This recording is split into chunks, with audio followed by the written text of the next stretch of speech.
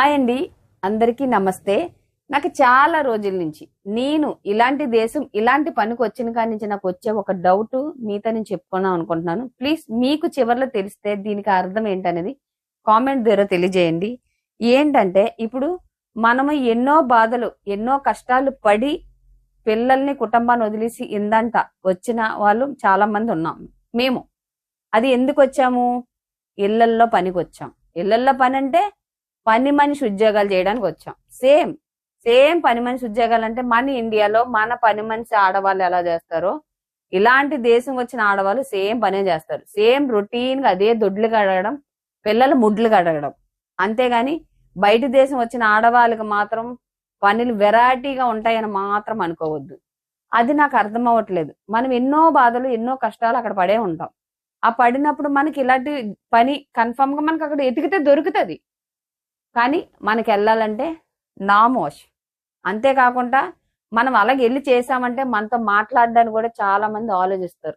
అది ఎల్లల్లో పనికి వెళ్ళింది అయిరా, అది పని మనిషి ఉద్యోగం చేస్తుందిరా, దాంతో మనకేటి అనేవాళ్ళు చాలా మంది ఉంటారు.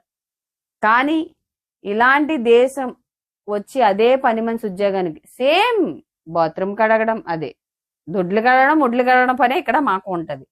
కానీ ఇక్కడికి వచ్చింది పని మనిషికి అని ఒక పేరు, హౌస్ మేడ్ జాబ్. ఏంటండి? హౌస్ మేడ్ జాబ్ అని ఒక పేరు పొడుగ్గా ఉంది. దాంతో మన ఇంటి దగ్గర చేసే ఇళ్లల్లో పనికి వచ్చే జీతం కన్నా మాకు ఇక్కడ డబల్ జీతం వస్తుంది. అంటే సంపాదన. అక్కడ విలువ ఎందుకు ఇచ్చారు తెలుసు, దేనికి ఇచ్చారు తెలుసండి?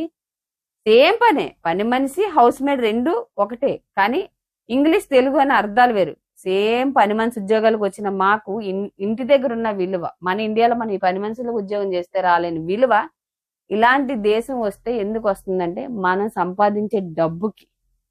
అంటే సంపాదించే డబ్బుకి, అంతేకాకుండా ప్లైన్ లో వచ్చాం కదా, అంటే ఫ్లైట్ లో వచ్చినందుకు ఇచ్చే విలువ. అంతేకాకుండా ఇలాంటి దేశం వచ్చి చేశామని ఒక విలువ ఇస్తున్నారేమని నాకైతే అర్థం అవ్వట్లేదు. మీకు దీనికోసం ఏమైనా తెలిస్తే నాకు కామెంట్ ద్వారా తెలియజేయండి.